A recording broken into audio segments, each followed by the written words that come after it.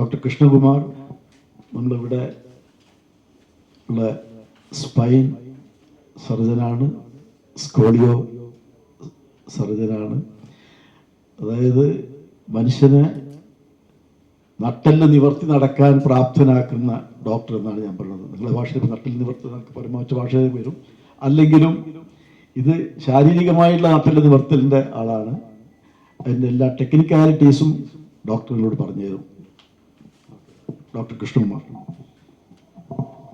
എല്ലാവർക്കും നമസ്കാരം. നമ്മൾ മുമ്പ് കണ്ടിട്ടുണ്ട്. അപ്പോൾ ഇന്ന് ഇവിടെ നമ്മൾ ഒത്തുകൂടിയിരിക്കുന്നത് കേരളത്തിലെ ആദ്യമായിട്ട് OAM ടെക്നോളജി ഉപയോഗിച്ച് അഡൾട്ട് സ്കോളിയോസിസ് സർജറി ചെയ്തതിൻ്റെ ഒരു 1ാം വാർഷികം പ്രമാണിച്ചാണ് നമ്മളിവിടെ ഒത്തുകൂടിയിരിക്കുന്നത്. അതായത് സ്കോളിയോസിസ് എന്ന് പറഞ്ഞാൽ നട്ടെല്ലിൽ ഉണ്ടാകുന്ന ഒരു അസ്വാഭാവികമായ വളവാണ്. അത് പൊതുവെയുള്ള ധാരണ കൊച്ചുകുട്ടികളിൽ അല്ലെങ്കിൽ കൗമാരക്കാരിലാണ് ഇത് കൂടുതലുള്ളതെന്നാണ് ഒരു പൊതുവായിട്ടുള്ളൊരു ധാരണ. പക്ഷേ അഡൾട്ടായി കഴിഞ്ഞാലും ഇത് വരാം, അതായത് പ്രായപൂർത്തിയായി കഴിഞ്ഞാലും ഇത് വരാം. അതായത് നമ്മളൊരു കുട്ടിയായിരിക്കുമ്പോൾ ഒരു നട്ടെല്ലിന് വളവുണ്ടാകുന്നത് നമ്മൾ അറിയുന്നില്ല, അല്ലെങ്കിൽ ചികിത്സിക്കാതെ പോയിട്ട് ആ ഒരു വ്യക്തി അഡൾട്ട് ആകുമ്പോൾ ആ വളവ് കൂടാം. അത് ഒന്ന്. പിന്നെ കൂടാതെ നമ്മുടെ ബോണിനുണ്ടാകുന്ന ഡീജനറേഷൻ മൂലം നമുക്ക് പിന്നീട്, അതായത് 20, 30, 40 വയസ്സിന് ശേഷം ഉണ്ടാകുന്ന വളവിനെ അഡൾട്ട് സ്കോളിയോസിസ് എന്ന് പറയും. അത് പ്രായപൂർത്തിയായതിനു ശേഷം ഉണ്ടാകുന്ന സ്കോളിയോസിസ്. പിന്നെ പൊതുവെ സ്ത്രീകളിൽ ഇത് കൂടുതലായി കണ്ടുവരുന്നുണ്ട്. അതായത് മെനപ്പോസ്, അതായത് ആർത്തവവിരാമത്തിന് ശേഷം അസ്ഥിയുടെ സാന്ദ്രത കുറഞ്ഞിട്ട് സ്കോളിയോസിസ് കൂടുതലായി കണ്ടുവരുന്നുണ്ട്.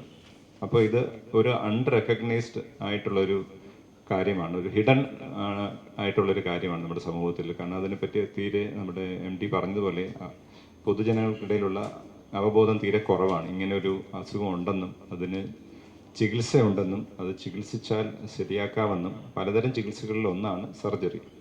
അപ്പോൾ ഇന്ന് നമ്മൾ കൂടിയിരിക്കുന്നത് OAM എന്നുള്ള ഒരു ടെക്നോളജി കേരളത്തിൽ ആദ്യമായിട്ട് ഉപയോഗിച്ച് നമ്മൾ ചെയ്ത സർജറിയാണ് ടീച്ചർക്ക് ചെയ്തിട്ടുള്ളത്. അപ്പോൾ ആ സർജറി കഴിഞ്ഞിട്ട് 1 വർഷം, കഴിഞ്ഞ മെയ് മാസം 1 വർഷം കഴിഞ്ഞിരിക്കുകയാണ്.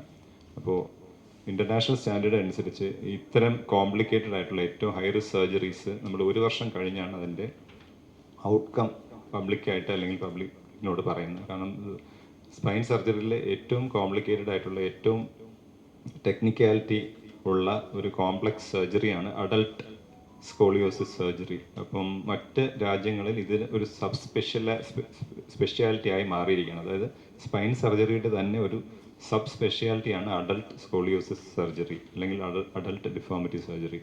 കാരണം അത്തരം പേഷ്യൻസിന് മറ്റ് പല അസുഖങ്ങൾ കാണാം. Cardiac problems, diabetes, kidney problems. വലിയൊരു ടീം വർക്കിലൂടെയാണ് ഇത്തരം സർജറികൾ ചെയ്യുന്നത്. അപ്പോൾ അതുകൊണ്ട് തന്നെ കോംപ്ലിക്കേഷൻസ് വരാനുള്ള സാധ്യതകളുണ്ട്. ആ പേഷ്യൻസിൻ്റെ അസ്ഥിയുടെ കട്ടി വളരെ കുറവായിരിക്കും. അപ്പം ടെക്നിക്കലി ചെയ്യാനും ഓൾറെഡി വളവ് കൂടുമ്പോൾ സേഫായിട്ട് നമ്മൾ ചെയ്യണം. അപ്പോൾ അതുകൊണ്ടാണ് നമ്മൾ ഈ OAM ടെക്നോളജി എന്ന് പറയുന്ന ഒരു ടെക്നോളജി ഉപയോഗിച്ച് ഓപ്പറേഷൻ ചെയ്യുന്ന സമയത്ത് തന്നെ കറക്റ്റായിട്ട് നമ്മുടെ സ്ക്രൂസ് ഇടുമ്പോൾ, കാരണം ഇത്തരം സർജറികൾ 20, 30 സ്ക്രൂസൊക്കെ നമ്മൾ ഇടേണ്ടി വരും നട്ടില്ല. ഞരമ്പിന് ഡാമേജ് ഉണ്ടാകാതെ സേഫോടെ പ്രിസൈസായിട്ട് അക്യൂറേറ്റ് ആയിട്ട് രോഗിയുടെ നാഡീഞരമ്പുകൾക്ക് അപകടം ഉണ്ടാകാത്ത രീതിയിൽ ചെയ്യുന്ന ഒരു ടെക്നോളജിയാണ് നമ്മൾ OAM ടെക്നോളജി എന്ന് പറയുന്നത്. നമുക്ക് ഓപ്പറേഷൻ ചെയ്യുന്ന സമയത്ത് തന്നെ സ്ക്രൂ എങ്ങനെ പോകുന്നു, ഒരു GPS സിസ്റ്റം പോലെ നമ്മളൊരു മാപ്പ് വെച്ച് ഡ്രൈവ് ചെയ്യുന്ന പോലെ ലൈവായിട്ട് നമുക്ക് കാണാൻ പറ്റും. അതിൻ്റെ വീഡിയോ നമ്മൾ ഇതിന് അവസാനം കാണിക്കുന്നതാണ്. അപ്പം ഇതിനെപ്പറ്റി പറയാനാണ് നമ്മൾ ഒത്തുകൂടിയിരിക്കുന്നത്.